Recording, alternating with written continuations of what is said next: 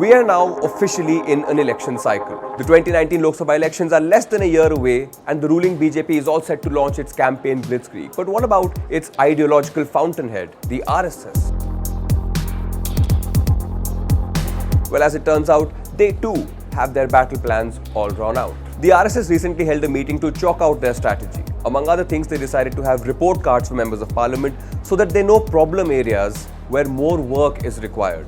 But the thrust of the BJP's strategy is focused on Dalits. You see, Dalit resentment against the government has slowly been building up over the last 2 years or so. Incidents like the Saharanpur riots, the Bhima Koregaon violence, or the arrest of Dalit activists across the country hasn't really helped the BJP. As the nation goes to polls in 2019 over the next year, the RSS aims to paper over these cracks. The brief seems to be very simple: awaken a larger Hindu consciousness among Dalits. To achieve this, they've planned a massive anti-untouchability campaign across the country. They plan to raise the slogan of Ek Mandir, Ek Jal Srot, Ek Shamshan.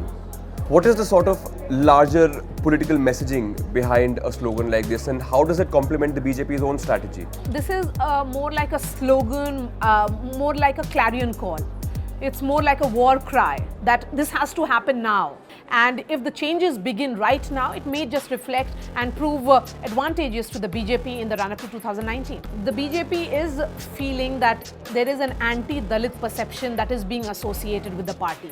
The schemes of the centre, which were announced with much fanfare, have they really reached the poorest of the poor? The RSS right now is trying to really understand where the BJP script has gone wrong. In Kairana, it has happened. The RSS has been trying to project itself as an organization which is working among the tribals, which is working among several groups also even in Jammu and Kashmir, if you would remember. This is to ensure that Dalits do not feel excluded from everyday social life in the village. While Dr. B.R. Ambedkar's views on Hinduism may have made the RSS uncomfortable then, but it hasn't stopped them from trying to appropriate his legacy now. Other Dalit icons such as Ravi Das, Kabir Das and Gautam Buddha have also found mention in the speeches of RSS and BJP leaders. In the 2017 UP Assembly elections, BSP chief Mayawati tried to forge an alliance between Dalits and Muslims. It didn't quite work for her then, but in the subsequent by-polls, with the SP and BSP coming together, this became a powerful and solid